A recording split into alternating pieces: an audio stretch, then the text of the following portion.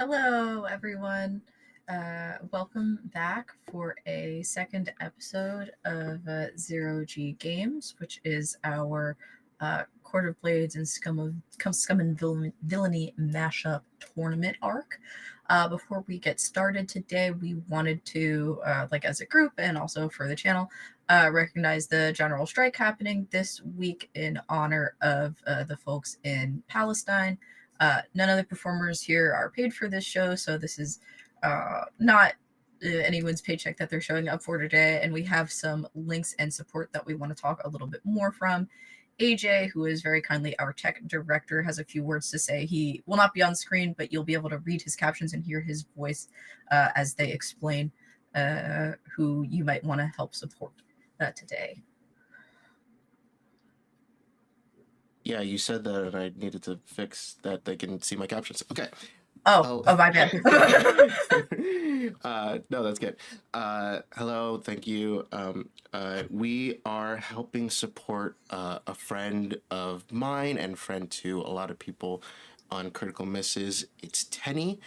Tenny has a bunch of family members, specifically cousins, that are currently stuck in Gaza, and some are in Rafah. Tenny and a group of other streamers have come together for a donathon, starting. It started yesterday and it's going up until the 25th to raise money to help get her cousins out of a dangerous situation. They have been very selfless and staying in Gaza and Rafah, being able to help out other people that are in danger and taking care of them and volunteering to help those around them that are worse off. Her aunt and uncles are doctors and trying to save people as we speak. So there is going to be a donation link to her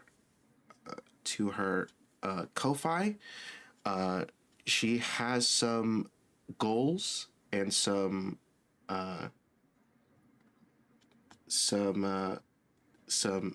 rewards for people who donate. I'm trying to find where she put all that, but I don't think it is in. Oh yes.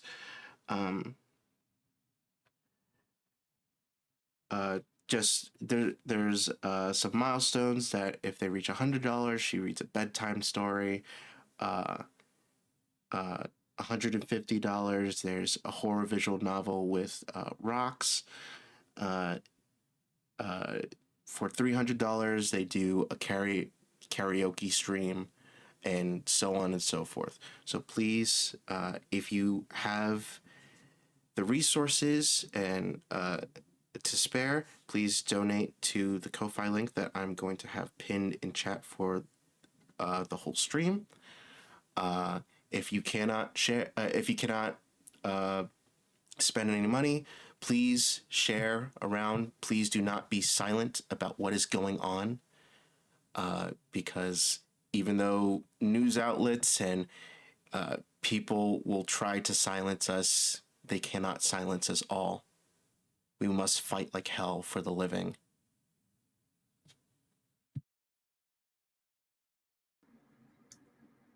And if you are looking for other ways to donate or you see other ways to donate, make sure to repost them on your socials and help get the word out. There are a lot of different artists and other creative people who are helping out with the strike efforts and the donation efforts.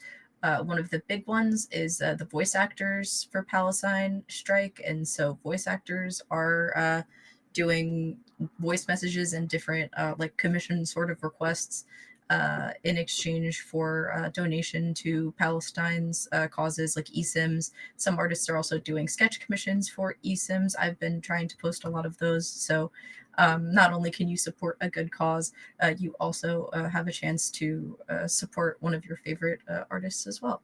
So keep your eyes open. Do your best to support the strike because we do need to fight very hard and make sure that our governments don't get away with supporting a genocide. That being said, to switch gears again, now we're gonna have a tournament in space, though. Um, so, would everyone like to introduce themselves before we get started? Uh, I'll stay in my typical direction. Serenity, if you could start the introductions. Yeah. Hi, I'm Serenity. You can find me all over the internet as Click Clack Snack. I don't have a lot to say because all the focus for myself, I just want to be focused on um, supporting the voices that need it. Elliot. Hi, yeah, I'm Elliot. You can find me at Elliot Tabletop on Twitter and Blue Sky. And to, echo what others have said, please continue to speak about Gaza. And I also would, shout out Care for Gaza, who are doing, pretty critical work, also getting, very important supplies to folks in Gaza. So thank you. Allegro. Hi, I'm Allegra, also known as Alluring Allegro on the interwebs. I'm sometimes I do streaming, not this week. I'll just be here with all of you today. Continue checking out all these other cool folks who are throwing support, Free Palestine, Free Congo. There's a lot of places in the world right now going through it, and I know we all are too. So keeping in mind what we can do for each other. Holly. I'm Holly, Roxas Buddy on Twitter. I guess just to keep echoing echoes. Just a reminder that boycotts and strikes work. Like, keep their feet on the fire. And May. Hi everyone, I'm May. You can find me as Maybe Mayhem on the internet. I'm found here, but also I'm trying to post a bunch of links so that you can help the people out. Raising your voice is a form of, helping. So even if you feel like you aren't doing anything, you are. There's always a way to help. I am Max. I am the master of ceremonies for this stream. I'm Arcane Goth on the internet, and a message maybe slightly more specific to my audience and people that know me is that if you're in the zine community, you should be looking at donating your funds to Care for Gaza and other like charities for your sales. That's what we're doing for my upcoming charity projects. I would encourage you to do that as well. Your work can go to a really good and pressing cause that way. All right, as I promised, whoever can recap the last session for me gets free magic. I do remember pretty much everything that happened because I did work over the last week. But for the audience's sake, does anyone want to recap the last game? I truly have had such a hectic week. All right, if everyone, it's not gonna be good. All right, I can. If nobody feels confident, I can. Oh, May. I took some notes. Oh. Okay. Listen, I like getting the head pats, and thank you. Okay, so we all arrived at a place and where the zero games are taking place. This is pretty standard. Representatives from each planet are there, along with their escorts and entourage, and because you never just send one, you send like a crew. So everyone has their own little planet they're from, which there is a variety. There is the robot vampire planet. Let's go with robot vampire planet. Robot vampires. We've got lizard people. We've got ocean people. I don't want to say mermaids because I feel like mermaids is not the correct answer. And then we've got Arkesh and where he came from. which is cold. All right, It's cold there. I can do the planets. You can do the planets. Okay. We have steampunk. We have steampunk. This totally isn't Final Fantasy. We Hey. have really cold with really big animals. We have totally not Ursula K. Le Guin's Earthsea. We have gothic vampire planet featuring robots. We have desert rocky canyon environment featuring some people that are lizard folk. We have forest world, people winged in the trees. We have basically one large university, the planet, and fantasy Florida. Okay, thank you. Because I vaguely remembered some of them. But then, okay, so then there were some announcements made by Hawthorne. There was a big feast. Well, it was a buffet. There was a gamey fruit. There were some interactions. I think a lot of NPCs had some NPC interactions. That, you know, there's a little bit of intrigue starting. There's a little bit of, you know, like sneaking around, feeling everything out. Maybe a little eye rolling, maybe a little eye winking. But then the buffet happened, and our lizard folk ate plenty and went to go have a fun experience with a vampire. And we closed the door on their situation, if you get what I'm saying. My character had a very nice conversation with Arkesh, who was trying to discern what my golden retriever attitude was all about, and it's literally nothing. So there was some conversation between oh shoot, I'm trying to remember everyone's name. Allegro's character, and I'm gonna say that the princess, is she a princess? And the princess. Some of my notes are annotated poorly. And just sort of the conversations going on there. So beyond this, there was also other micro conversations, as well as determining that there will be 5 games in this tournament, which are yet to be revealed, I believe. Okay. We were told, but like that was pretty much it. That was pretty much it.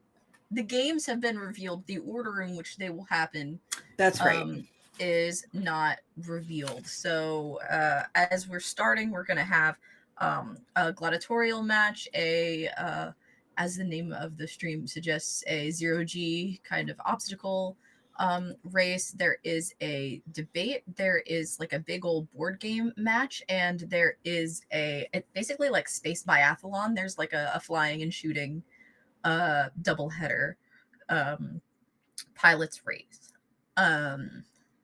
Yeah, we have all different kinds of internal messiness. We have Arkesh with a slight rivalry with one sibling and unwavering support of the other who's present. We have a kind of hidden relationship, currently undefined, between the good doctor and Princess Quinn of the planet Sonata.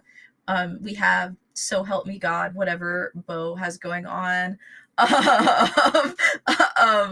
Honestly, so far so good. 0 notes. Everything has gone pretty much right for you. That matters. We have you know, an automaton that overshares for my entertainment. We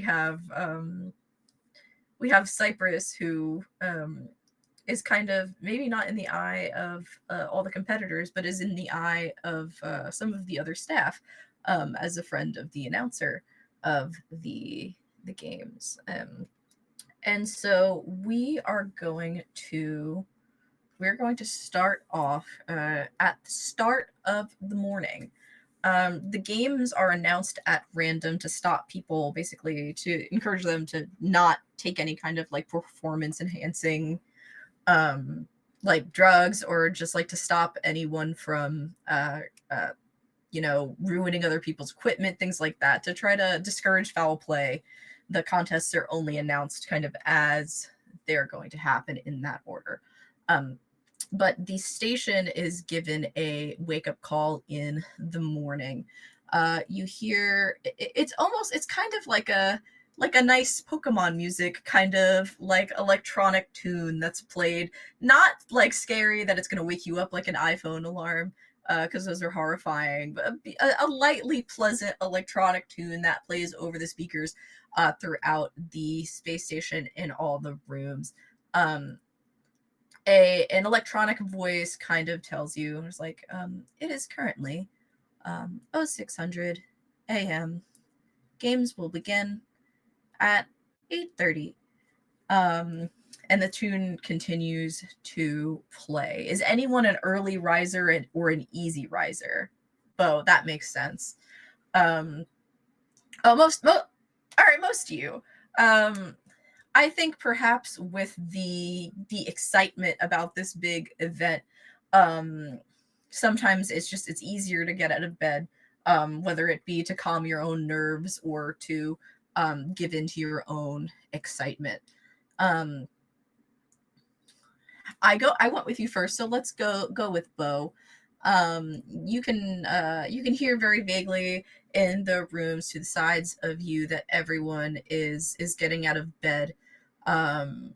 With all of your kind of regimented training for this, most people don't openly struggle to get out of bed.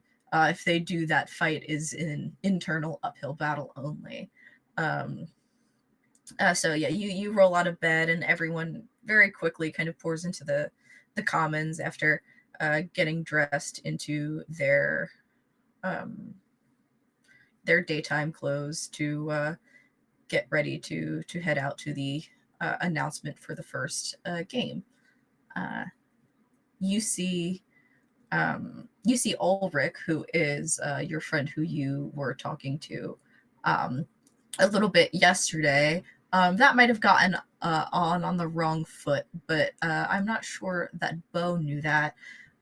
He Nope, definitely, yeah, yeah. He looks at you, and I think you even clock it as a little bit funny, like the way that he looks at you. There's kind of like a from across the room. You can speak up, and like yells from across the room. Okay, and he you know how like an uptight like store floor manager like speed walks across like this, kind of does one of those, and um and I guess I won't assume. Have you given any attempt to cover like any kind of puncture wounds you have from your No. activities? Okay. Um um and trying to talk, she says quietly, did you get attacked? No. Okay, you have a bit of you have a wound. Does it on your and takes out like his like slate device and like lets you look in the mirror um at the vampire bite on Oh, your neck. my battle scars. Yeah. Yeah. What about it? um you see things start to click in his head. He goes, um, not my cup of tea, but it is not my place to judge. However, um, don't you think that maybe you should hide those from Coach? Maybe, but I learned something when I did it, and I think it's good information for us to have. So maybe it's like a win-win. Like maybe coach won't be so mad at me. if I go, hey, by the way, Wait, so what did you learn? they're really strong, really strong. Like they picked me up, like no issue. It's crazy. I think we knew that, but I um didn't know that. to have you have experience with it firsthand actually could be helpful. Um let me see. Uh we're gonna find some makeup. We're gonna do this quietly before we all leave for breakfast. And Ulrich kind of weaves you through the crowd in your planet's like in yeah, your planet's like common room to find another friend to help you try to cover this up. Um, moving over to um, who wants to be the next? Who wants to be the next person? You'll all get to go. Uh, okay. So moving over to Arkesh in the hegemon quarters. Um, the tune goes off, and it wakes you up. You hear some shuffling outside. Um, you're I'm wondering, do you all have your own room? So would you go out into the common room, or are you going to check on any of your siblings in their own quarters? Um, I imagine that I check to see if Algin is awake, but I'm not going to wake up my brother if it looks like he's still asleep. So you kind of you peek in the doors. Um, you see, like, maybe for the first time in like a few days, your brother is out like a rock. Um, and it honestly like doesn't look comfortable. His arm is like hanging off the bed like this, and the binder or one of those like binders is like still like on top of his leg above the blanket. And the lights are still on. He never turned them out before he went to sleep. Um your pal, however, um is awake, as well as your that's the wrong document, Google Docs. As well as your sister. Um they Kojin yeah, and Kojin. Bahar, Yeah, yeah, they're also early they're risers. they're both early risers. Bahar is not like she's like not one way or the other. Definitely a don't talk to me before coffee type. Kojin is like openly unhappily awake. But he's putting on a nice face if anyone else speaks to him. Um he comes out of his room and sees you looking into Aldrin's room and goes, asleep. Mhm.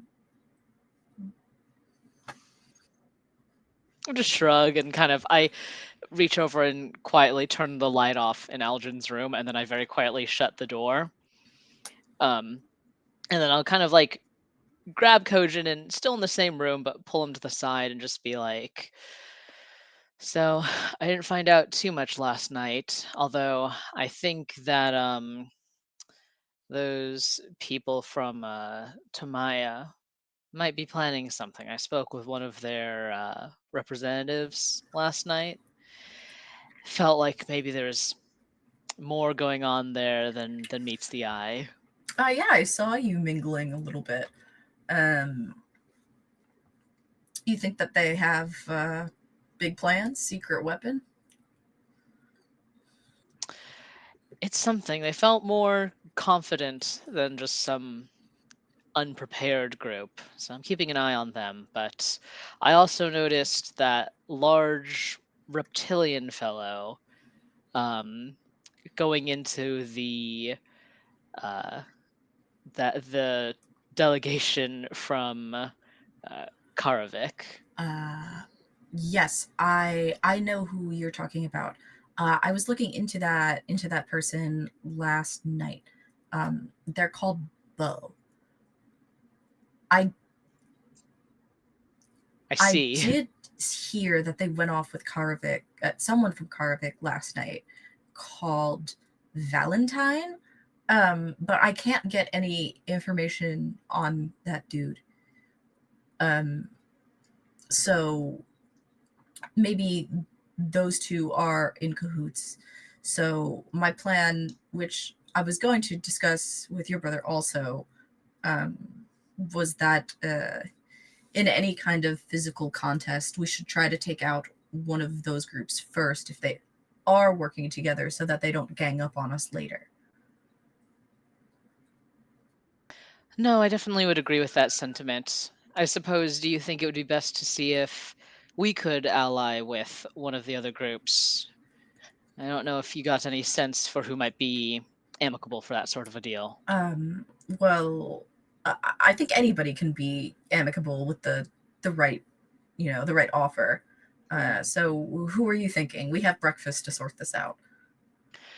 Yes. Well, there was that discussion of the trial that's in zero gravity, and isn't one of the planets they mostly swim, right? They might be useful for that one.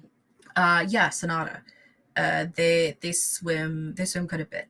I've heard nice things about their delegation. Actually, they've been relatively kind to other people. I think we can definitely break some bread with them before the games start today. I'll see what I can find out today. Thanks. Yeah. Jumping over to the delegation of Sonata, uh, the tune wakes you all up. Uh, in similarly to Arkesh's brother Algin, Quinn kind of after the big fanfare of the buffet last night, um, kind of sobered up and hunkered down and started trying to plan for what is to come. When you emerge from your room, you find similarly that she actually slept out on the couch in the common. Um, and it was intentional. Like there's a throw blanket there, um, but she has kind of like out on the coffee table uh, a big sort of war board uh, set up, um, with all different manner of like pieces representing competitors that you've brought and what they might be good at, and potential to give people rest time in between different things that they specialize at. And you can see that she has a mug even next to her, and there's like instant coffee in the bottom for when she wakes up, just to add water to it. uh Again, yeah, she's asleep out there. um the I guess they're not the king and queen. I would guess they would be maybe the prime ministers, or I don't actually know what exact royal titles her parents have. Them being old people, they like never truly sleep. So you can hear that there's like shuffling in their room, but they're definitely not moving with any like particular hurry to get out of the delegation's quarters and move. Yeah. I think I get some shitty coffee and some extra water. And I kind of walk over, pour some hot water into her empty buffet, except for instant coffee powder Literally, cup. like as the smell of the instant coffee like comes, like when the hot water hits it, it's like a cartoon character like to a meal. She like he comes right up, her hand outstretches for the mug, grabs it on top. What do you mean? That's for you, but you said you were going to actually go to sleep last night. And I did sleep. Here, please give it to me. That.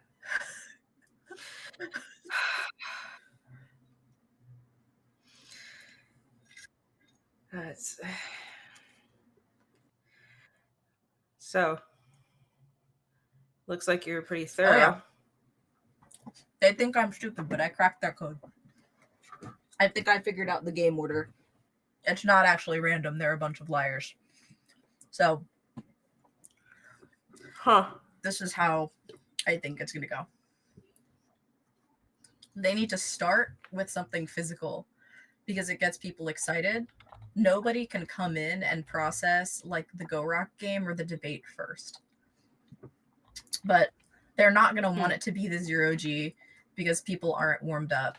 And they're not going to want it to be the pilot race because everybody loves the pilot race and they can't open with it. That means gladiator fight is today. Okay. So what do we know about that? Luckily, there's not much to know. The terrain is a big question mark to me. You can see that there's like a question mark on like a pad of paper on the table in that like area.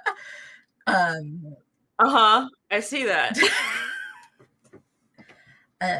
Yeah, the terrain is I don't know exactly what they have done, and I'm sure it's all under wraps. What I do know is that we have some strong figures that we can put out to make a charismatic, kind of showing for this. I think we've got it. Okay. That means today's going to be a bloody day. It's going to be a bloody day, and it's going to be a loud day. Speaking of loud days. Right. In the quarters for the planet Tomia, most people, awoke with the tune, but a few minutes later, not even, probably directly after, could hear the yapping of the queen's dog, because there was a strange noise coming from the ceiling, and dogs often take offense to that. No one is particularly happy about this. You can hear muffled through the walls various levels of annoyed shut ups and shh and be quiet. People, I think, are very fashion forward in your envoy to try to keep up with the queen. And so a lot of folks have been up since before the alarm per se, kind of silently preening and preparing for what is to come. When when you are up, you are getting ready. The dog has finally quieted. You see the queen, actually. Her face is made up and she's in like a long robe, like a long dressing gown before she changes into her attire. And she yawns and she says, "Good morning, dear. I have something I need you to take if you don't mind." Of course, Your Majesty. Yes, gladly. And she hands you like a folded up note. Is it sealed? It is so it's in like a digital form kind of thing. Okay. So it's imagine if you could take like something the length of a pen, but then it could like fold into thirds into like a compact kind of metal thing. Oh, that's cool. Yeah. I can visualize that. Yeah, that's what I'm so glad, because I could see it so clearly in my head, but I didn't know if I could project it into other people's. Yeah, so it's something like that, and she puts it in your palm. You know that the queen usually does handwritten letters. So this being likely a vocal or like a visual recording is like a higher level of security for her. It indicates some level of importance. Oh, okay. And she says, I need you to place this outside of the like the royal chambers. This is where she was taken, as well as like Quinn's parents, like all of the highest ranking people from every planet were taken here upon your landing. Algin from Arkesha's planet, etc. I need you to take this to like the royal court chambers, and put it in the plant on the left side wall. Okay. And you can't, I know this goes without saying, and she kind of pats your cheek. She says, but can't tell anyone about this one, okay? Okay. I trust you. Go quickly before you are seen. Yeah. And I think she dresses pretty plain for her planet. Like, it's nice, but it's not like, I think there's always someone who's like, we could do so, like, just a teensy bit could enhance the, and she's very much just like, no, this works. But yeah, I think it's like sneak out, act very like I'm going about my day. Do I know if I open this will it? So you've handled one of these devices before. Okay. You have not quite a 50, or close to a 50-50. It could be password protected, in which case like a hollow would pop up and you would need to say the correct phrase in order to get the message to like reveal itself. Okay. If it isn't, it will just autoplay. That's the gamble that you would have to take if you were to open it. Okay. And she knows would she know that I opened it? You don't know. I don't think there's any way for you to know. Okay. Well, instead of risking, I think this is going to be an ignorance is bliss thing. Because if I don't know, it can't hurt me, right? That's true. Yeah. You, if this was to come up at any point later, you can say I just did my job, and that is a valid defense when you're working for the queen, I think. Yeah. As my head gets chopped off, I'll know that I did my duty. All right. And you are going to deliver this. Can you let's do a skulk for me. Cool. Okay. And I have 1 dot, so I roll 2 dice. Yep. And you will take the better roll. Ooh, that's a spicy 3. Okay. So on a 3, I will not assign you NPC consequence because that is a 1 to 2. What I will assign you is PC consequence.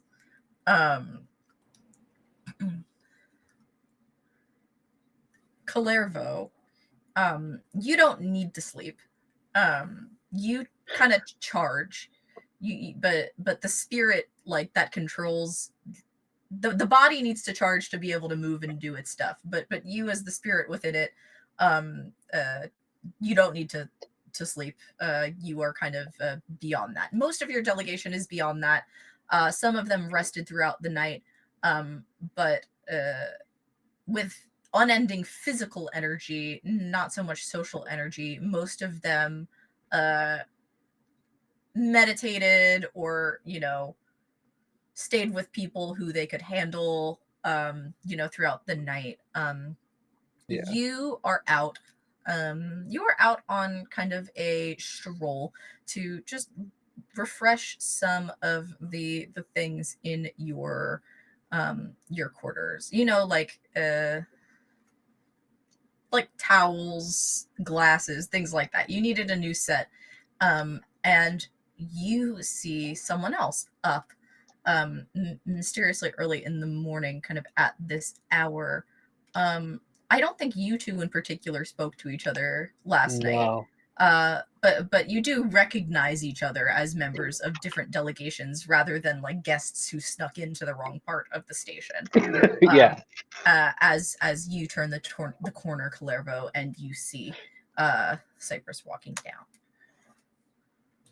I think Cypress gives like a polite like, and just kind of keeps going like, normal day, normal stroll. Happy to be here. Okay. All right. I will allow Calervo to roll if you would like a study. But if you don't wish to pay attention, you don't wish to pay attention. I cannot force that. I think it's I think it's one of those things where it's like, God, I hope something is happening so that I have something to think about other than I have to be the one to go get towels. So I definitely think it's like the second Cypress passes me, it's like I slow down and just sort of watch. Okay. You see them, turn the next corner. It is not in the direction of any of like the planetary delegations chambers. I'll say that there are a number of administrative things that are that way, that they could be headed to.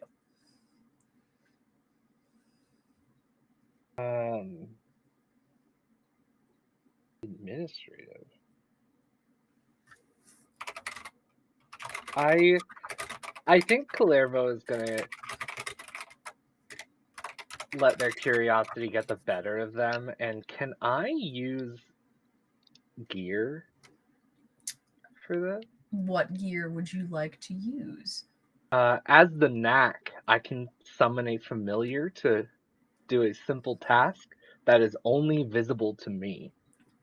I think now I wouldn't think that you usually like would leave your place with gear on like a quick errand run, but because it's something that you can summon, I think that I will allow that. It is, even though it's only visible to me, I think Calervo has like named it and everything. Calervo talks to it when everyone else is asleep. It's a oh god, the bats with the really mushed up nose. Oh, thank God. Perfect. And Is it's it just is it gonna, is it the hog nose, the kitty's yes, hog nose bat? yeah, it's the hog nose. Phenomenal. Excellent choice. And it's just gonna follow Cypress, and then then it'll come back to me and just give me a little report while I keep getting towels. On a side note, before I continue on what happens with the Tomia delivery request, there's also a type of bat, if anyone has ever seen it, that kind of looks like a donut, like a jelly donut. If you just Google like bat jam donut, it comes up. And sometimes I do it like when I'm sad. So I recommend I recommend looking that up at your earliest convenience. Um, Upon the delivery, I have you a pass. question. Can I hear this thing? I can't see it, but can I hear it? I will let you to roll to hear it. Okay. I think that that's reasonable. Just miscellaneous flapping.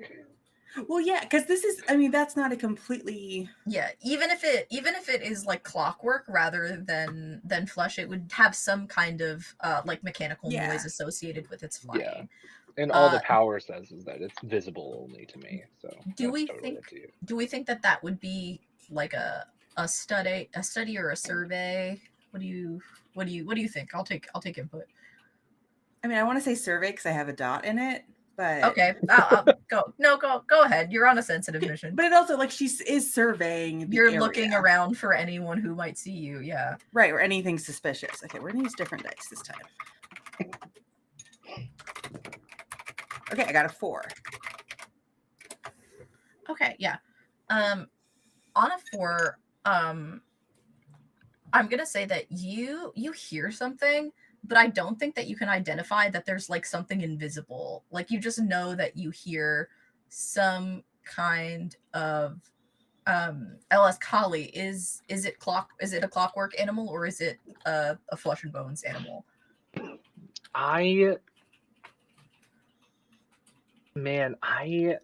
I'm picturing some kind of like almost like spirit bat. Okay, so but it would fly with normal wings, not tick Yeah, tick it tick would. tick. Yeah, it would probably be normal wing noises. Okay, so you hear like a little of the wings. It's like it's not footsteps to you. You know that it's something, but you can't identify like what like direction it's coming from. You didn't hear it before and you hear it now though, so it puts you at unease.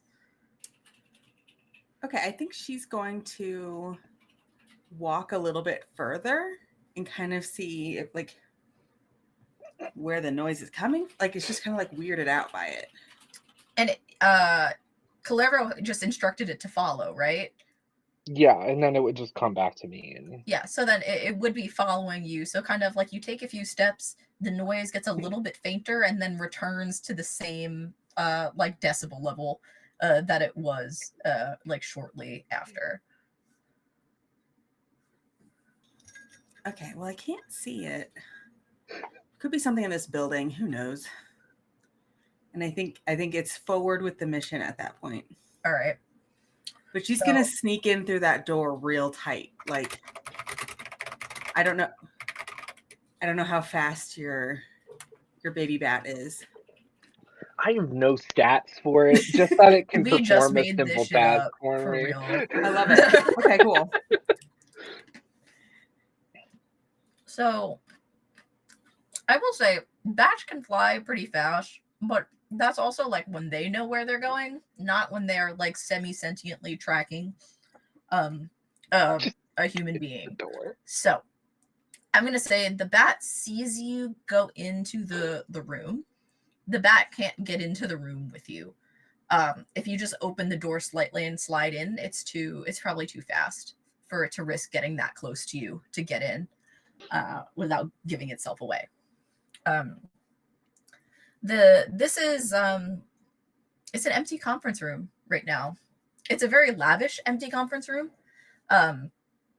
The rug probably costs months of your salary at once. There are vases of flowers.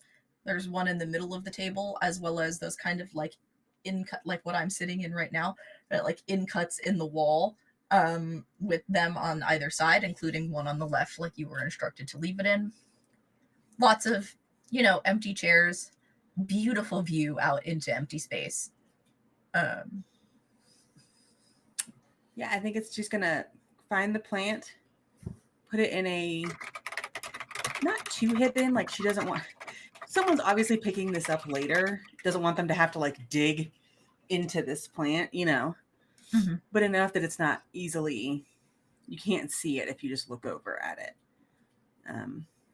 All right, yeah. It's so uncomfortable stepping on the carpet because it's like, oh God, this is too nice for me. Like, you wedge it into the plant. You are on your way again afterwards. our bat friend, Kalervo, returns to you. This whole ordeal is maybe like 10 minutes for the bat. You are, if you return back to your delegation's quarters, you could easily be back there by then. I think she takes like a circuitous route. I meant Kalervo could be back at yeah. You can take whatever kind of zippity doodah shit around that you want. You could Yes. Yeah, I probably sent the bat so that I could continue doing what I was doing. Okay, yeah. So when you return, the bat returns shortly afterwards, and like as a spirit bat, what I think happens is that it just kind of like mentally projects what it saw into like your mind. I quickly need to Google if bats can see color. Give me 1 second.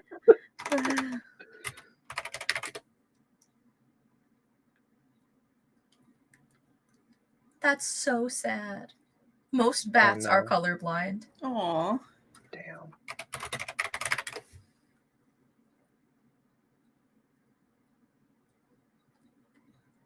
That made me really sad for a moment. Okay. I've looked up their light seeing conditions. So they're not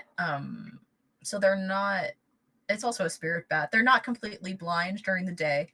They have poor vision in bright light. However, it being the early hours on the ship, I would say that it's probably a lower light situation. You got decent seeing, but no color. That's what you have. Yeah. You can see Greer kind of like, cautiously moving. You can even probably see like the hesitancy of like hearing the bat's wings. And you can see them slip into the room that you also know is where like the royalty meets. Interesting. Well, Patty, that was good work. I also don't know what noise a bat makes nor how to make it. It's like a clicking, high pitched, like kind of squeal almost. I'm not going to do that because we're all wearing headphones, but it does cozy up to you. It's very happy to be told that it's done a good job. All right, yeah. It does want a snack for its work. Neither one of us. You know, like when the cat headbutts your hand, that's happening to you right now. Yeah. You don't have a stomach either, Patty. I'm sorry to break it to you, but you're also dead. That doesn't mean that I can't enjoy it. The cheese sticks. The cheese sticks. I give it a cheese stick when I go back in. It hooks like its little like hand hooks into the mozzarella cheese stick. I think really quick, if I have time, I want to find Valentine. Yeah, I have no objection to that. You can find Valentine. Everyone is awake. I think then my first words to Valentine are gonna be, so was that a plan or was that just for fun? Because I had to go get new towels because the lizard left some trail of that's perfect. Sauce? Because they took the food with them. Yeah, there are like the top to the tray that was like being used to keep it warm, that's still here. You go into Valentine's room. It's very strangely like you just got here yesterday, but it's like he could live here. He has like all of his stuff out like arranged, and he was in kind of like a meditative state, swirling. He fights with a halberd. So he's kind of in a meditative state, kind of just like swirling his halberd around with his eyes closed. He hears you come in and he slowly stops and puts the weapon down on the ground. When he hears you, he goes, "What do you? I mean, what's a man to do, Clervo?" That, you know, you could not have given a less clarifying answer if you tried. Very on par with the people that you like you in character know from your planet. He says, to be frank with you, it started as a plan and it didn't end up quite how I had thought. But I'm not mad about it. Okay, well, my job is to make sure that you guys don't, you know, create an interplanetary accident. So, is this going to be a plan? Is it going to happen more? I would be open to it happening more. I haven't had good. I mean, I was hungry.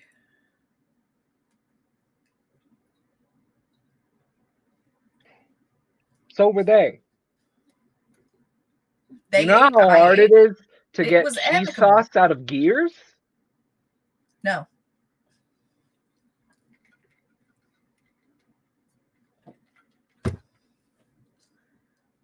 I can't think of a good comparison, but it's very hard. Listen, I am sorry if this has caused you strife, but I want to be top for when I have to shoot. And I am not at the top of my game if I'm hungry.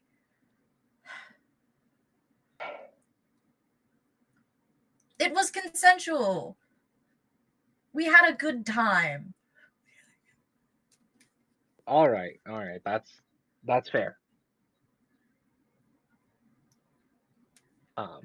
Then I feel like there's a lot of politicking happening already. Are you going to try to cooperate with them?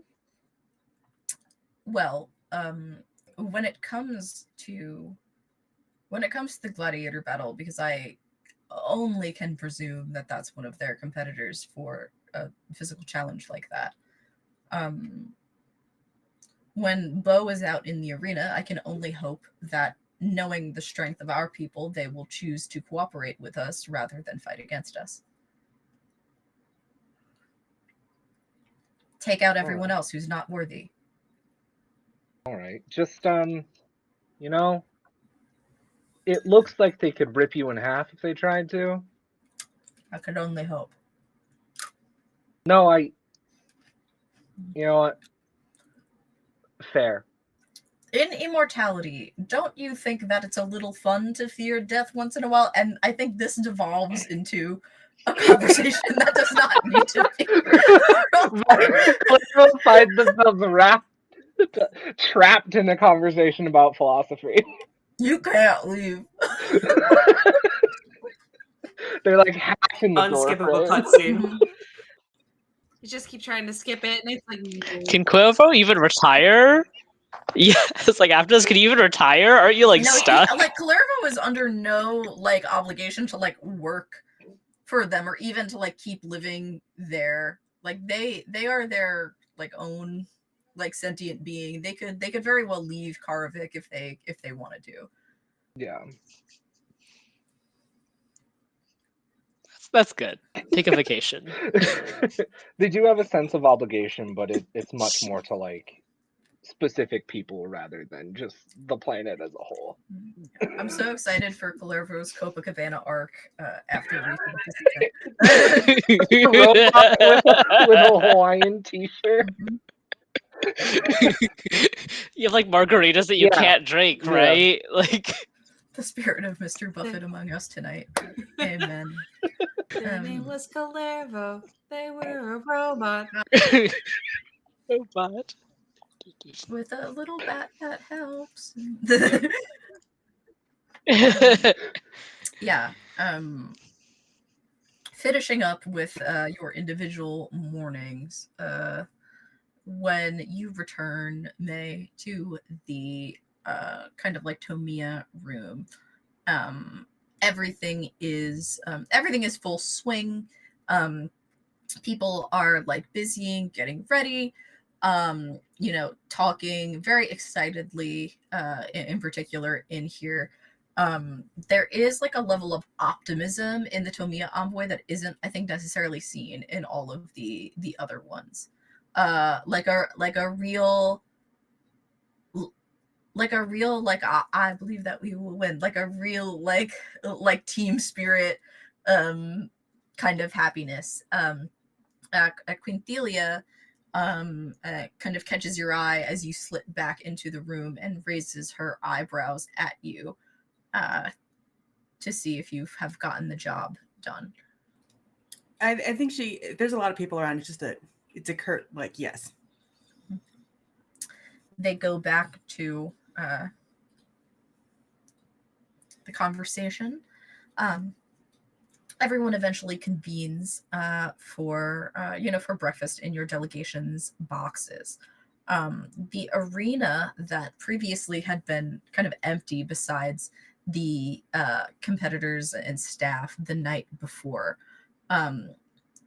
since the early hours of the simulated morning, has filled to the brim with people. There is an uncountable amount of people from every corner of the universe that fill these stands. There are people similar to you guys that are in like boxes in between the gaps between the main 8. Those are those celebrity spent more money than I'll make in my lifetime on a Super Bowl box money boxes. Famous people in there, like the designer that designed Hawthorne's suit that I mentioned, they're in one of those.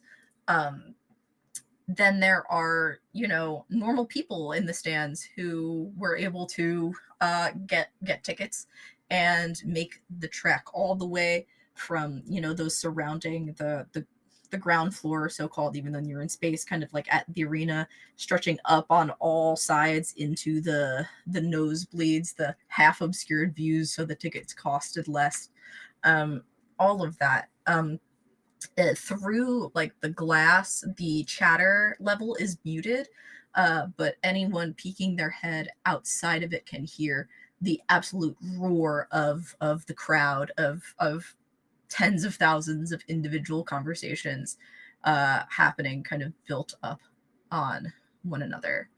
To announce the first game, Hawthorne does not rise from the floor this time, but actually descends from the ceiling, in a grand entrance of, you don't even actually know where they've come from, but they're on some kind of zero-G thing with one like safety wire you can see very discreetly. They walk down stairs that aren't there, and eventually the crowd begins to fall silent, recognizing the host, and they say, "Did you get quiet for little old me?" And the crowd cheers. Well, thank you. It's wonderful to see all your lovely faces. I think we have something to get to. Is that right? And they check their watch. Everything they say kind of elicits a cheer. At an event like this, people are just excited to be there, and they just want to yell about stuff. I think that transcends human nature to most sentient species. um,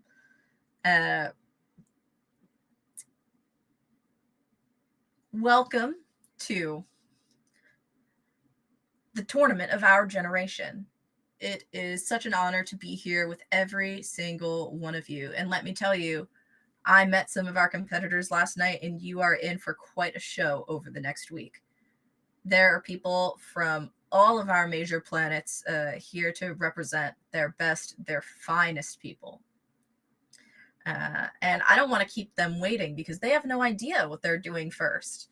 Um, I have this here, and they pull out an envelope from like an inside pocket of their outfit. Um, and this contains the first contest. I would love for one of you to open it for me. This elicits even larger cheers as they continue to descend down a kind of invisible stairs with this walk all the way to the ground of the stadium, and they walk over to a little kid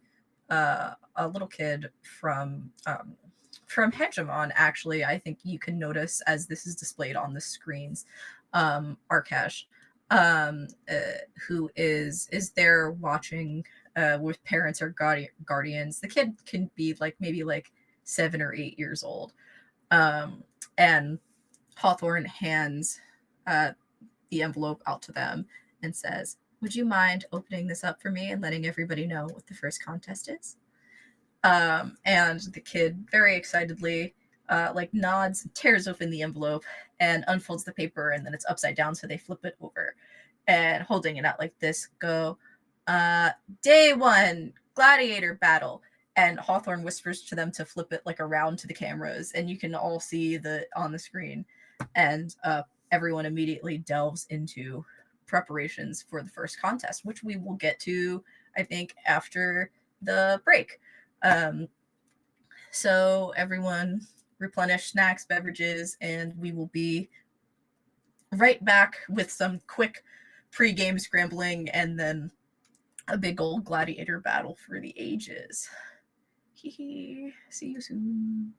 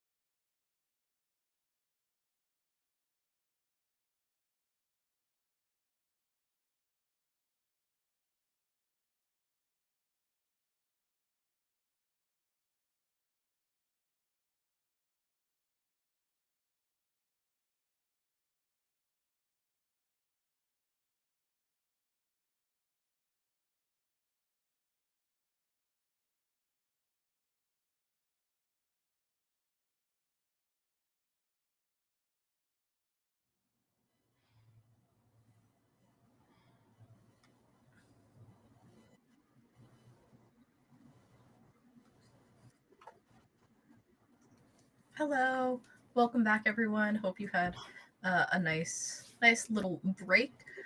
Before we jump back into our game, we wanted to remind any new viewers or people, even people that were here earlier, to check out our pinned link in the chat.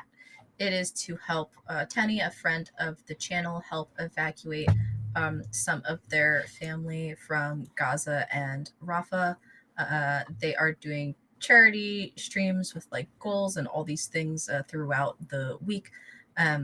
So please check that out and do your best for our people in Palestine, for our people in Congo, for our people in occupied Hawaii, so on. And and to my people in Puerto Rico, who should also be free from the United States as well. um, for our game, some people are going to fight now, very soon. Um, so the gladiator battle has just been announced as the first game of the tournament. Some people knew this, namely Quinn, um, princess of Sonata. She looks incredibly vindicated as they announce it. It's not an I told you so, because like nobody fought her on this, but it's just the happiness of being your theory being correct. It is shining on her face. What I want to do before we get started is for everyone who is, representing a different planet to describe what champion is going to fight, whether that is maybe them or someone else from the delegation. I want to give you guys the freedom, given the level of preparation that goes into an event like this. Everyone has like a supply of like trained competitors that they've brought with them as part of their envoy. So if you guys want to let me know who might be representing you, um, that would be awesome. Uh,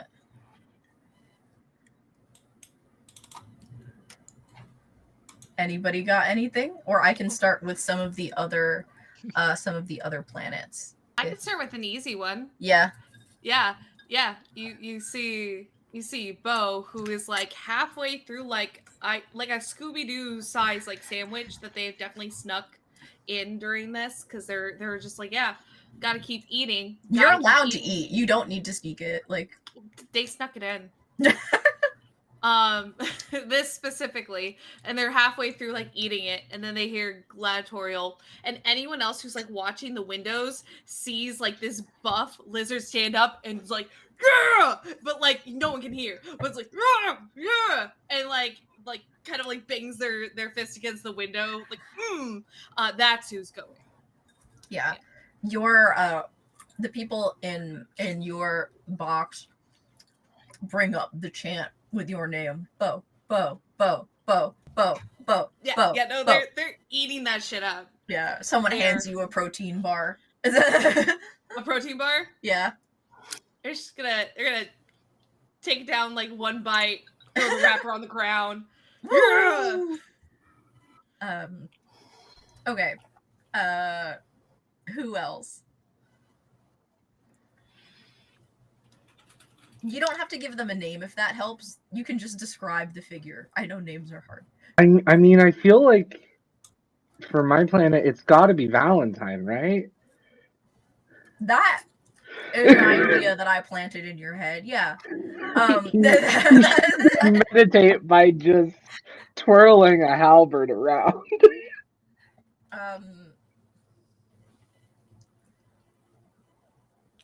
Yeah, Valentine is definitely somebody that can take it. With you have options. It can definitely be another vampire, but I think Valentine is happy to take that one.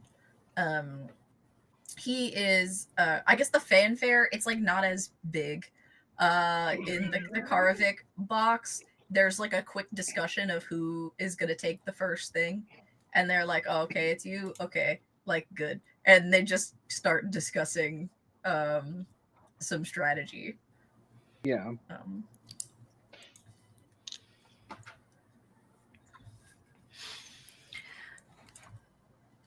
I have an idea for Yeah. someone for Sonata. I think this, like, kind of like average height, kind of androgynous, kind of muscular, but not like super built. I think this like copper skinned and scaled uh person with like pink twists, Okay. maybe kind of like pulled together at the back, with like purple eyes and like a little bit of scarring, and just kind of like a I'm here kind of attitude. I don't know, Canon maybe as like a name. Could be What is fun. it? Canon. Canon. Yeah. Yeah, so this is someone that Sonata has had prepared, a very a calm fighter, good under pressure, given the attitude, very happy to step up and take a stab at this battle. Ha ha ha. You guys weren't there earlier when I said, I don't even remember what it was earlier about the CIA, but it was like in the ocean, so I said CIA. Yeah. That was bad. All right, who else has a fighter? I think from Hegemon, we're not necessarily the tallest of people, so our gladiator is the tallest of us, who's coming in at a big like Woo! 5'10". Not respectable for Hegemon, and definitely is more of a like gymnast build. So bulky but not like ridiculous, weightlifter level Yeah. build. And I just imagine that when the gladiator like game gets officially announced, Alden, Arkesh, and Bahar all look at this like champion, because we all knew ahead of time, like, yes, if there's a gladiator match, this is going to be our person. And so all three siblings just look at the same person. It's probably a little intimidating for anyone who's like not used to that kind of sight. Yeah, it also I think makes sense because like a lot of the best male gymnasts, especially, are like on the shorter side. Are shorter dudes. I actually think it poses a disadvantage in men's gymnastics to be taller, if I'm not mistaken. So I don't know enough about men's gymnastics to comment on that. I We did saw gymnastics growing up, but I did women's gymnastics, so I don't know as well. I did switch teams actually. Oh, yeah. So this is someone who, everyone there is like everyone in any of these delegations is happy to be representing their country. So this is someone who takes the honor, very dignified, realizes that he has been singled out and kind of stands from his chair, and he bows to you guys as the royalty, and you guys begin to make the preparations for the game. And that leaves from the PC planets. That leaves you, May, who has Tomia brought to fight. Tomia has brought someone who has done this before. She's a little older, like solid 6 foot. You can see like the smile lines, some of the crow's feet. She has kicked ass before. Her name is Selena. She's sort of, has dirty blonde ponytail, Amazonian-esque, very much like she invented CrossFit. Like she was a stunt woman for most of her career, that kind of thing. Let her know that I'm free on Friday night. I'm not doing anything, but I could be. Is she like Indian Buckward? Do I need to try to find this woman IRL or just? If you are this woman IRL and you are watching this stream right now, please help a man in need. I had a hard year. I'm lonely. I don't bring much to the table, but I am nice, and my dog is cute and will give you a little kiss. If you like pina coladas and getting caught in the rain. Yeah. No, because you have to be married to. Yeah. The story of that song goes. You could do Copacabana still. We could have. Then someone dies, so maybe not right either. It might not be you. That's true. It might not Who be shot me. who? We'll leave it there. Anywho, Poor um, yeah. but I will make a note just in case. Going into the gladiatorial arena, people make their preparations. Competitors change into uniforms. Each country. I'm so glad that raid happened after that display that I just put on and not before. Someone Hello, go clip it. Raiders. Raiders, when you're here, please check out our pinned link. We are trying to help out a friend of the channel who is taking donations to help get some family members out of Gaza. So please check out that pinned link. Do not rewind to 2 minutes ago. Do not listen to Mark. This is the only time that Mark has ever been wrong. Love you, Mark. Everyone changes into their uniforms. It just clearly states like the player's name, and like there is a color to represent each country, so you can each planet, so you can follow them as an audience member and see what's going on. I gotta edit to my reel if Sphinx is gonna clip it.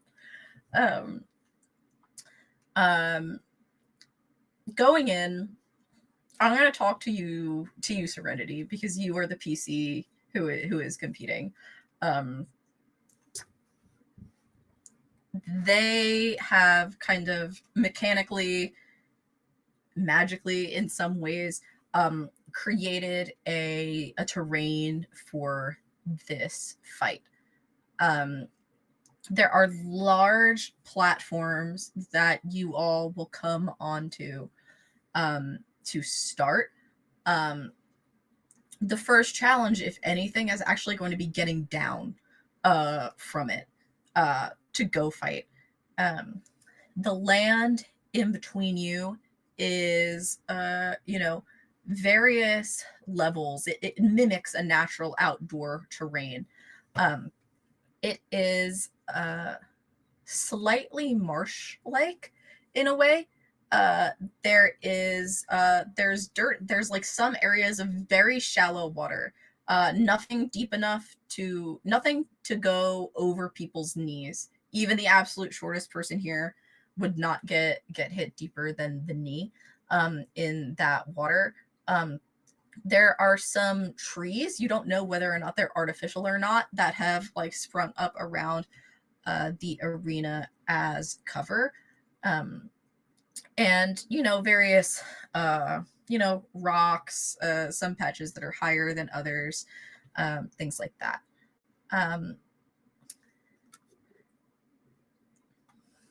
I don't know what else I could really compare it to. And then on your platform, kind of behind you as you're brought into it, is your selection of weapons. There is it's like a hollow screen that curves around the outside of it with a menu. There's nothing specialized to you per se, but any kind of like standard non-automatic, like there are no guns in this fight. No Glock, but any standard analog weapon, I think that's what I'm gonna call it, old-fashioned weapon, is available to you here. You are also outfitted with they ask you for your arm bow, one of the staff members as they're setting you up, and they like put something on your skin. It's like a scanner, like handheld. It goes like this. It prints onto your skin and then kind of like sinks into it, and it disappears. Um, you've never seen anything like that before. Like, it's not going to hurt you. It actually quite the opposite. That is to make sure that you are removed before you are in any level of serious injury or risk of death. If your vitals get too screwed up and you don't tap, we pull you. Why? So you don't die on intergalactic I'm not television? gonna die. I'm sorry. It's just protocol. Okay. It also helps the cameras track each person. Oh, and, yeah. Fuck yeah, let's go. Mm-hmm. Where's my camera? You look at about your 10 o'clock right now. Camera is like a drone camera is hovering in the air, pointed at you. Immediately, just like just a ham. Like, now is all about the camera. Perfect. Like, can I grab the drone? Like, can I? It's too far away from you to grab, and I think that's very intentional. Not just for you, but for everyone. I'm gonna try to. The camera slowly moves closer a little bit.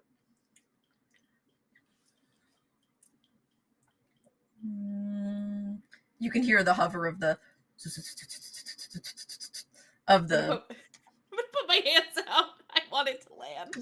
The Disney Princess of Gladiator battles. Oh, camera to drone. Let's so go. I'm gonna say, all of you watching this, there is an 8-way like big old split screen, for people to see, floating like above air in the arena. It's viewable on like all sides, so people can watch it. Kind of like like the box on top of hockey, like a hockey rink. Yeah, so you all see Bo.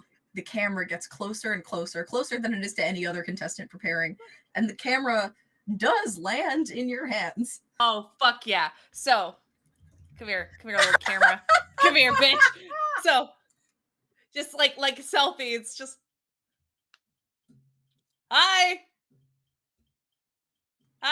Just Many like people in the audience say hi back. Like, it's audible. You can hear me? Mm-hmm. And the PA says, yeah, they can hear you. There is audio on this. Just be careful. Just be careful with that. I'm sure your camera operator has it under control, but just be careful with that. Love you. And just like put the camera away after like just saying it to all the people. Just be like, I love you all.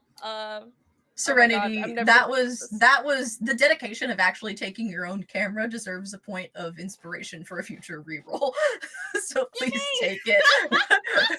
I set up this computer a year ago. I have never moved my camera once out of fear of it getting screwed up. So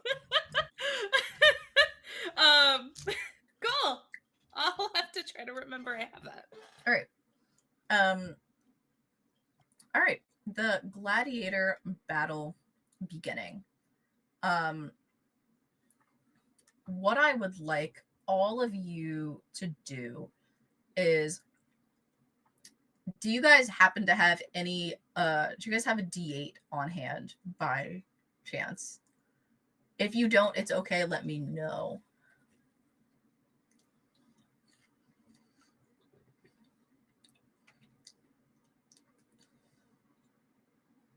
My camera's fucked now. That's okay. My droid's just kind of leaning sideways. That's fine. It's cool. So everyone roll your D8 and let me know what you get. It's for me to determine the routes of competition for the gladiators. Okay. 8. Okay, 1. wait. Let me... Valentine and Bogue both get 8.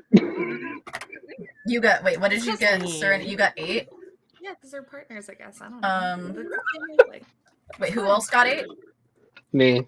Wait, that's perfect! That's perfect!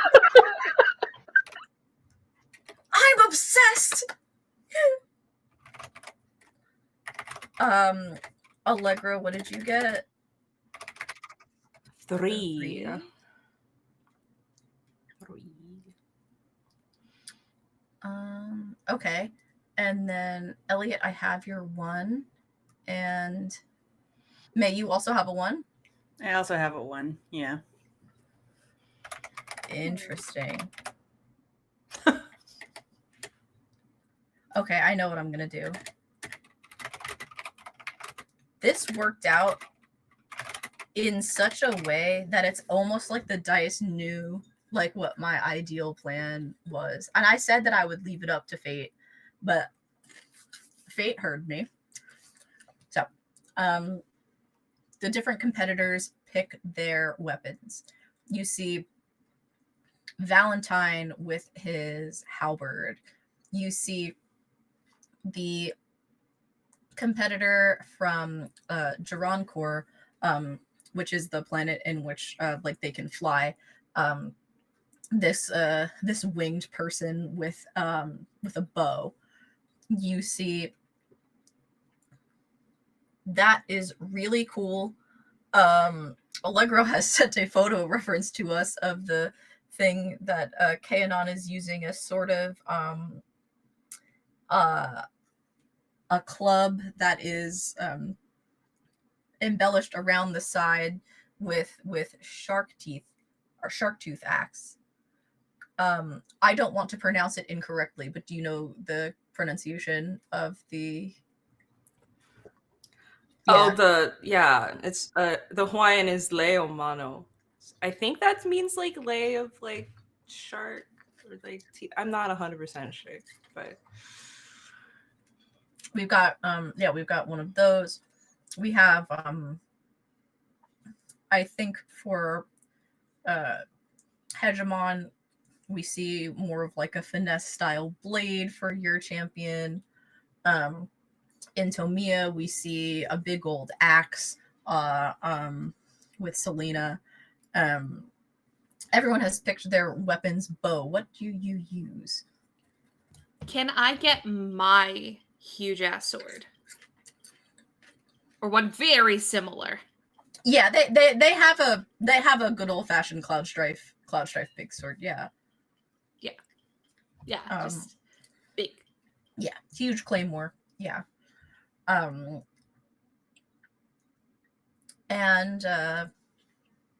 eventually the not sirens, the horns go off and the fight is to begin.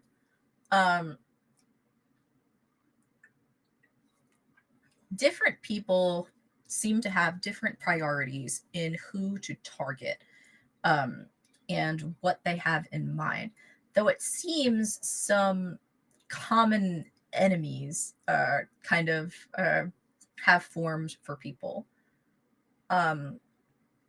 Bo, you find yourself heading towards the competitor from Baruch, which is aforementioned Fantasy Florida.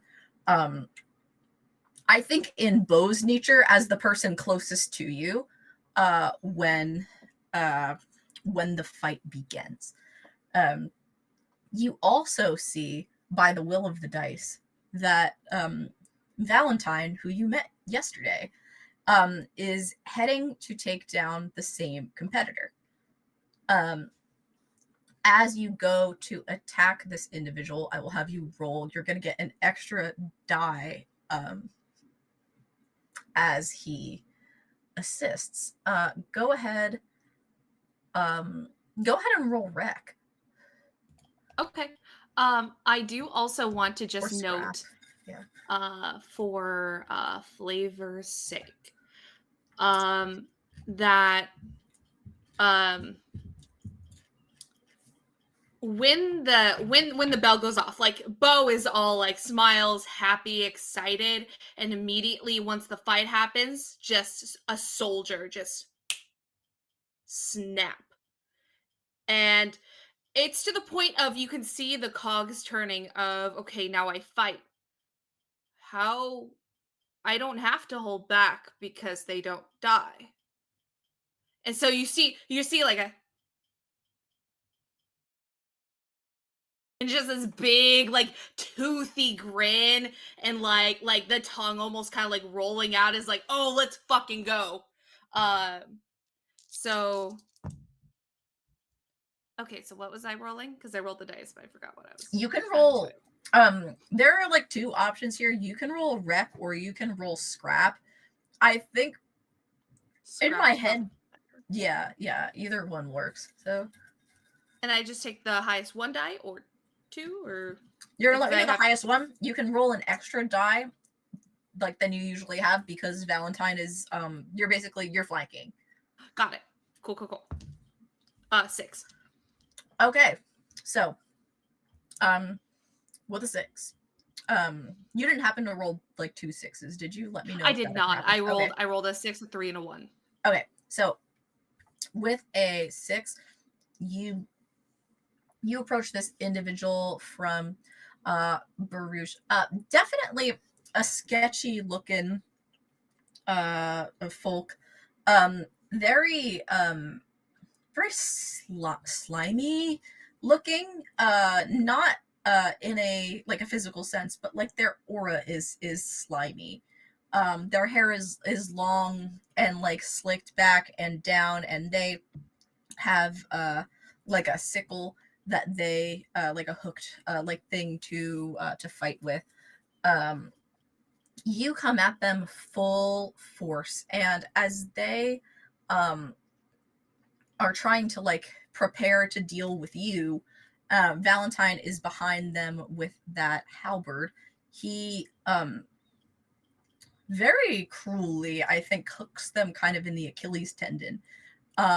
They fall, and you bring this sword down. You slash across them. There is like a rip in the uniform, and there is some blood. The crowd cheers. A lot of people have been looking forward to seeing you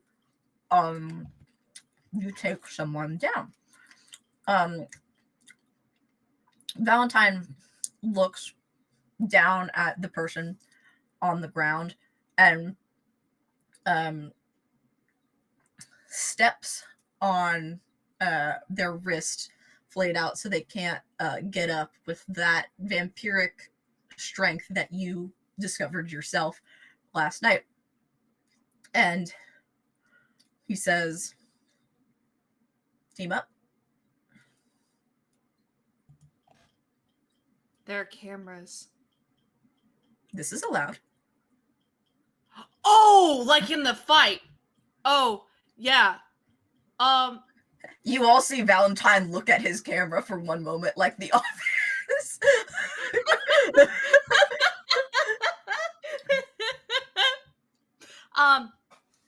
Well, I mean, like out of character because I'd probably know Yeah. this. What's the like ranking system? Is it like first, second, third, So or is it like what?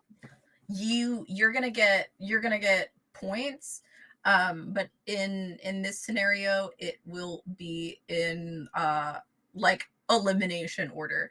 So the first person to be eliminated won't get any points, the second person 1 point, 2 point, 3 points, so on and so forth. Okay, but what happens at the end? Like, are you just not expecting me to fight you or something? Or I am, but I'd prefer to compete with the cream of the crop.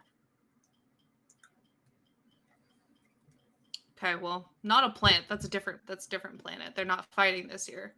And the person who is like beneath him is now like tries to, I'll roll for him, I'll make it fair, hold on.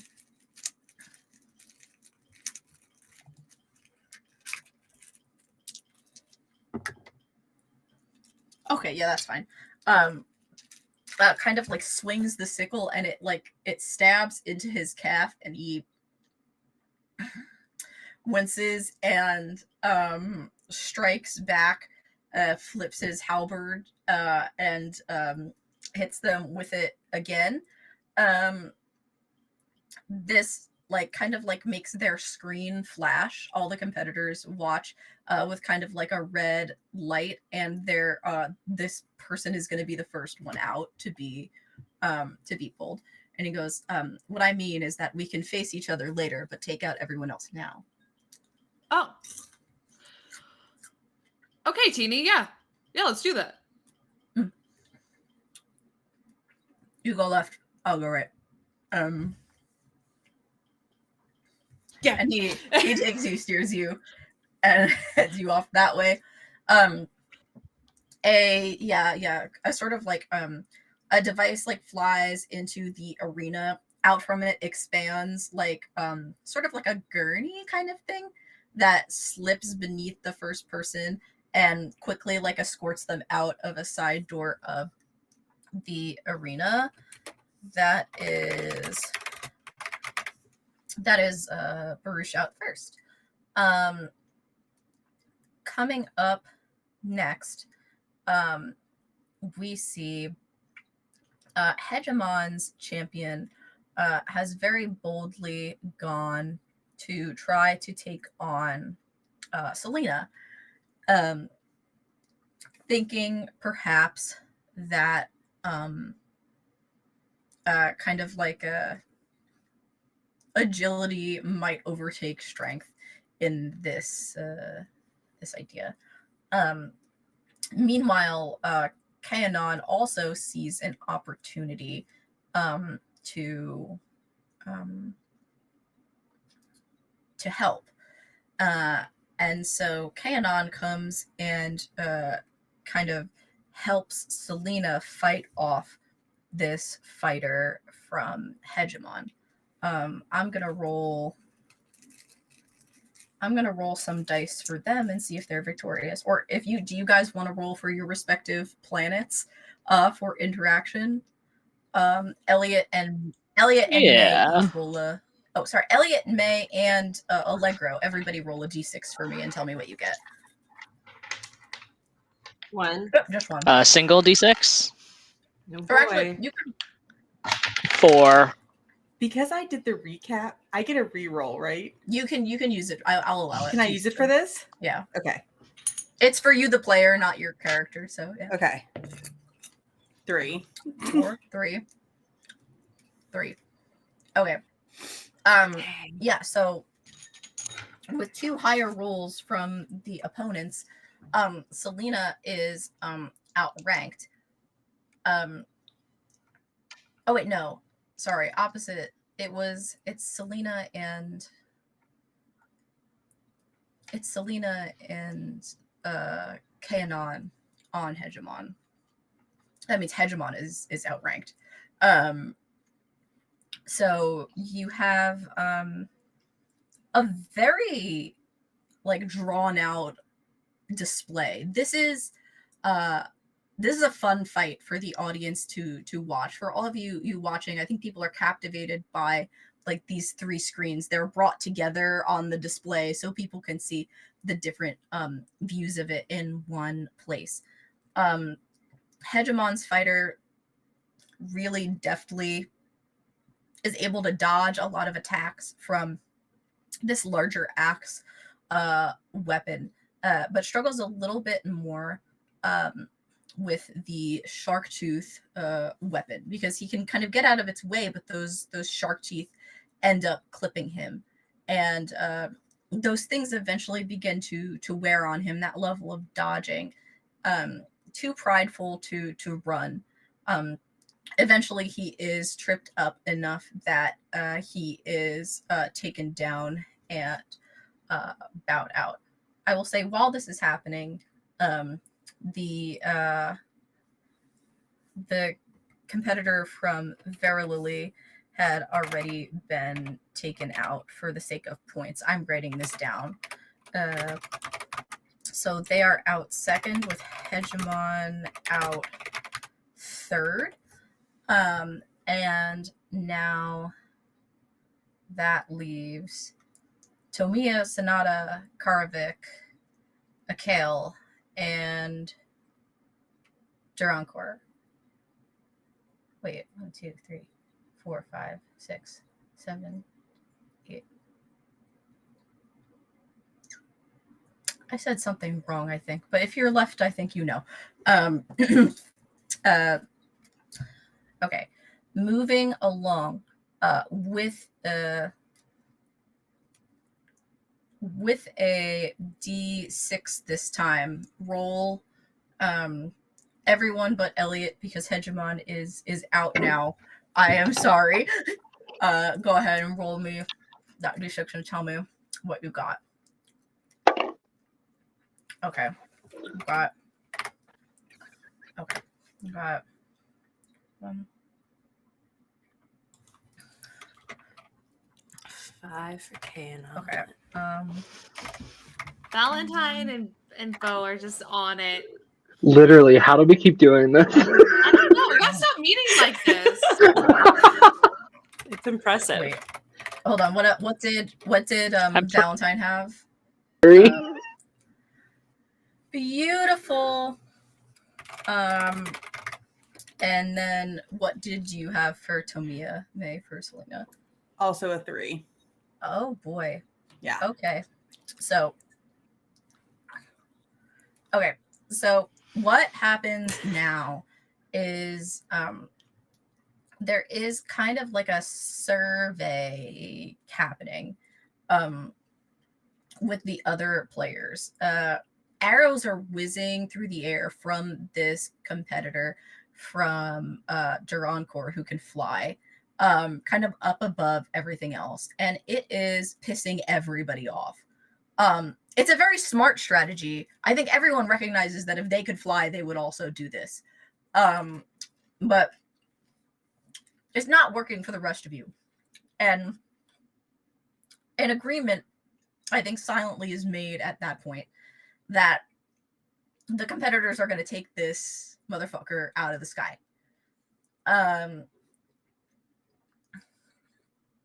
Valentine throws his halberd. It is not meant to be thrown necessarily. He chucks it like a spear, so it hits them in the wing.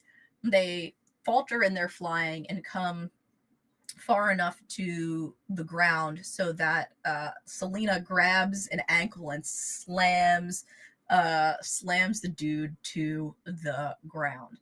I actually, because of the way that the rolls worked out, I don't even think that there needs to be rolls with the amount of people that ended up pointing towards the same stuff. I think that this is a systematic beatdown.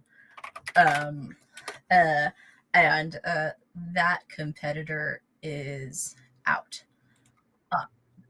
Is it just that JoJo gif? It's just the The JoJo people gif of kicking everybody. when like I had Selena drag him down, I was thinking about in like the early Avengers movies where the Hulk takes Loki and like yeah. This now leaves Kanon from Sonata, Selena from Tomiya, Valentine from Karavik, and Bo. So Valentine will look at you, Bo. Who do you want to target out of the two of those, since you two are working together right now? I want to target the one that has more experience and the one that just grabs someone out of the freaking sky and slam them onto. That's cool. I want to take care of that. That's neat. Real recognizes real. Yes. I'm going to talk to them after these games, and we're going to become really good friends, hopefully. But right now, all right, let's go. May, Holly, roll d6s. Let me know what you get. Because it is your character, Serenity, roll the actual stat roll scrap. Just 1d6, right? Yeah, it's just kind of to get a determination of how much power you contribute to the fight. All right, 5. 5. Ooh, Valentine out. the 8 together, I think, still outranks the Oh. 6. Um, I mean, Did she you- recognizes she's about to go up against some like real folk, so Selena's stepping up a little bit. She's ready. She's ready. yeah, I think knowing what will now go down, Taenon takes a back seat, kind of to hide and get an advantageous position to try to attack the winner or winners of this fight. Surviving it gets an extra point, basically. So it's quite smart. This is this even more so than the first like 2-on-1 fight is very difficult. You have 3 very strong fighters, 2 very big people, one man who's not so big but is uncharacteristically strong due to the immortality and all that. All with your weapons. There are sparks that fly as they clash, and different levels of blood shed. Valentine gets a very deep slash, kind of like across his forearm and around, and you can see that like underneath his skin, the like where there like would be blood, it's like black. It's like a black kind of ichor ish sort of thing. Which is interesting to many people as they have never seen it before. The crowd definitely is taking some interest in having seen that. The battle is long and wary, and eventually you end up taking her out, leaving the final 3 being Kanon, Valentine, and Bo. As soon as Selena is out, before she's even removed from the arena, Kanon is going to attack Valentine and try to take him down while he is off guard. 2 representatives. Like oh, okay. I have bodyguard. Okay. What does that do? When you protect a crewmate, resist with 1d6. When you take harm, clear stress. I don't have any. I might be stressed. I don't know. New environment. Oh God. But but basically, I'd like to go ahead and go. That's not how this game's gonna go. So you are stepping. You're basically blocking the shot and taking stress, in its place. Yes, if that's what that means. Yeah. All right. So you entangle yourself in this fight. It is a very admirable show of loyalty to a quickly made alliance, and I think that in a way, to some people, it reflects very highly upon you as a representative of your planet to honor your word. But to other people, especially people who had thoughts that your planets had an alliance already, it reads as threatening, like they should be watching out for you working together again now, because this is the first game and thus setting a precedent as well. Nonetheless, I'll take care of that. Don't worry about it. That makes me so frightened. Like, please don't. Like, This is a threat. Valentine fucking dies. Yeah. So, literally no. Yeah. So you take that. Yeah. You take that shot. So he is not like injured further from it. The 2 of you are able to team up on Kanon. Go ahead and roll your scrap again, Serenity. Allegro, it's like the final battle for the PCs. So roll 2 and give me the better number that you get. 5. Oh, okay. a little 5v5. clash. I'm gonna make it fun and Ooh. exciting. Here's a d20. I'm gonna roll it. 11 and up. Valentine is going to succeed in helping, and you will overpower Kanon. 10 and below, he will like get tripped up, not be able to help correctly, and he will go down next. Okay. I have all these dice on my desk. Fucker! This is Dice, even a dice, vampire die. dice. Okay. That is a 9. So what will happen is that you guys will start fighting. He will come in slightly injured from like where the previous attacks had hit him before. Definitely a little bit like dizzied. And you see kind of like in your fighting as like the three of you intertwine again, you manage to block some of the shots, but those shark teeth really have been doing a number on people. It's a really effective weapon if you know how to use it. He eventually is like kind of like skinned in like such a way, like from all of these like small wounds that it's like really, as someone with no blood, as someone who's been punctured a lot of times today without being able to draw blood, I actually have some experience with this.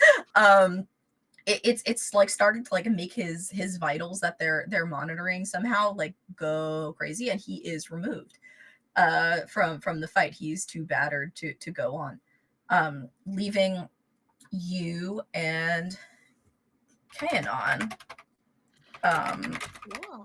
as the final competitors. So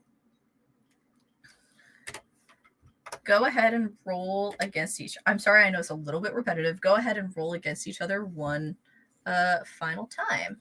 Cool. I would like to say in the middle of that, when that happens, very audibly, they'll go, "You dick! I wanted to take you down myself," and just just cut like that. Like they don't know they're cutting a relation, like the an alliance type thing, but they were really just like, I was going to savor that, and you took that from me. So you're saying this now. Are you directing your anger at Valentine or at Kanon? Everyone's fucked up. Okay. They ruined my fun. I think if anything, that draws some suspicion away from an alliance between your planets, so it actually works out quite well. It's over the fine. table. They're still just mad. Yeah. Everyone's confused now. They don't know what's going on. My reroll. Okay. Oh. Am I rolling 2 again? Okay. Oh. All right, a 6 from Bo. It's hard. It's hard to beat the winner. It's hard to beat 6. 4 for Kanon over here. All right. So, why don't Serenity? Do you want to describe how the like final scrap of this battle royale goes? Sure. So I think that this would be really flashy because their full intent is just to make it as cool as possible.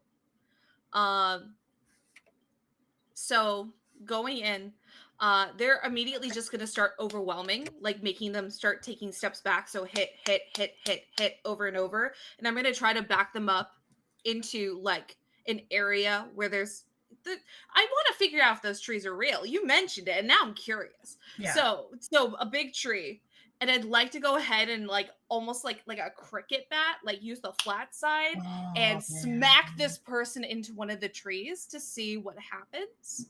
I think this is a move that you've done before, and there is kind of like an organized chant coming from the Akale like trainees in the audience, like a good old like a hey better hey, yeah, that comes out. Yeah. And I'll even use my ability Unstoppable that pushes me to do superhuman feats if that's what's needed and necessary. it's like some anime nonsense. You can see the waves of force as they are knocked against the tree. It effectively knocks them out. They slump, passed out, uh, one cough of blood out from the windpipe. That same stat screen flashes and dims as you are the last one standing, Bo. You are the undisputed winner of this fight. I think it takes a minute to calm down from that level of adrenaline. The crowd is cheering and screaming for you. People are cashing in on bets. The odds for you to win were quite high, honestly. So it isn't a huge return on those bets. But I'm but just none that. It's fine. yeah, nonetheless, it's big, and the terrain around you kind of starts to like disappear. Like parts of the stadium floor, it's like very intricate mechanics kind of like come up and swallow the water and it's gone, and the trees start to like sink down. Things begin to puff away. Were the trees real? The tree was a real solid object. Whether or not it was like fully organic tree is unbeknownst to you, but it was a solid object. It had the texture, like it had bark texture of a tree. That's a tree. If it were me in my world building, what I think is they probably, like the same way that people get Christmas trees, like they grow them somewhere else and move them, is that they probably bought some trees and had them put into fixtures that could move. The reason I ask is because absolutely they'd walk over to go check and see if it splintered. And if it did, they would tell the audience that the trees are real. The trees are real. You're gonna tell So everyone. as everyone is like cheering for you and excited to have won money, you are telling them that the trees are real. Yeah, I'm like, hey, the trees are real. And then I save her, and like, you know, like the sword like goes into the ground. And I'm like, yeah. But I'm also like, I know the trees are real. I'm doing so much research. There's one couple of people somewhere in the vast audience that exchanges money in a bet as to whether or not the trees were real. Those are my people. Hell yes. Yeah, as you are kind of taking your victory lap, the first scores come up onto the board. And that's it for the first contest. Next episode, the next one or two, we'll see. I think now is a good time for us to head out. If everyone wants to go around and let everyone know where they can find you. In the meantime, we will start on May's side and head back around. Hi, everyone. Sure. My name is May. You can find me on the internet at Maybe Mayhem. I'm going to be a little quiet this week, but you can also find me on my podcast, Socially Plagued, with my friend Mary Kate, where we complain about stuff, where all good pods are casted. And Holly. You can find me on Twitter at RoxasBuddy, HL Black Games on itch.io. I'm in the middle of becoming a homeowner right now, but as soon as that's all settled down, I'll get back to creating content, including a bestiary for my game, The Moon Fucking Hates You. Congratulations on the home ownership. It's it's nerve-wracking. I believe it. Allegra, where can people find you? Hi, I'm Allegro, also known as Alluring Allegro. You can find me on the Twitch, on the itch, on the Twitter, on the Blue Sky mostly. Yeah, I stream sometimes and play in actual plays. All right. And then next is Elliot. Hi, yeah, I'm Elliot, and yeah, you can find me at Elliot Tabletop on Twitter and Blue Sky, and just remember, free Palestine. All right. And Serenity. Hi, I'm Serenity. You can find me a little less chaotic all over the internet. It's not a lot, but it's a little bit less. But overall, there are some really great links that we're going to talk about before we leave. And yeah, mirroring all the words from today. I am Max. You can find me anywhere that I want you to find me on the internet at Arcane Goth. Echoing what everyone has said today, we have a pinned link in our chat. I'm going to highlight one more time to help donate to a friend of the channel to help evacuate some family out of Gaza. You can donate on Ko-Fi through that link.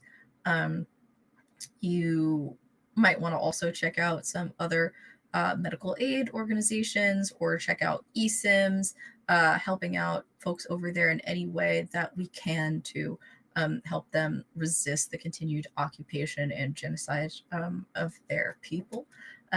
Please take a look. We are going to head over to Persephoroth to raid. So get your channel points. We'll see you there, and then we'll see you here hopefully next week for the next contests in the tournament.